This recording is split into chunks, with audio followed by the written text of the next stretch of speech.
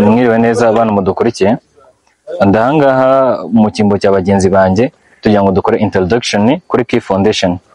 Key Foundation rero ni umushinga utangirira mu ahantu bita Rugarika, ikaba yarakomereje ishinga amashami ahantu bita muri College Parupe, mu kigo cya College Parupe.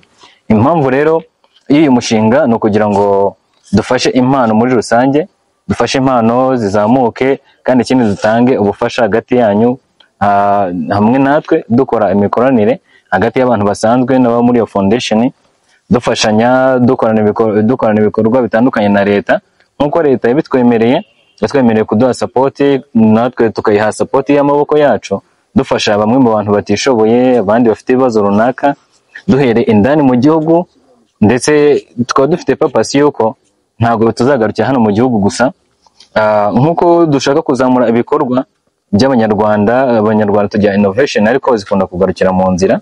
So akaba ariyo mpamvu twicaye tugatekereza tukavuga ati reka tureme umushinga Key Foundation izajya ifasha kugira ngo tuzamure impano, tuzamure izo activities zikorerwa mu gihugu ariko zazimiye mu gihugu. Ikindi kandi twimakaze umuco nyarwanda, twiga umuco, twiga ururimi ndetse n'ibindi bintu byinshi bigiye bitandukanye.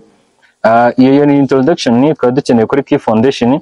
Abashaka byinshi wazatugana mu kigo cya College Parupe tugasobanura. Ikindi ndangiza, nashishikariza buri muntu wese kugira ngo agane Key Foundation, and then twasabaga abantu, buri muntu wumva yuko yatanga support kuri Key Foundation yatwegera akadufasha, nkuko dufite abasponsa benshi, nawe tukugize muri abasponsa dufite byaba ari byiza. Murakoze.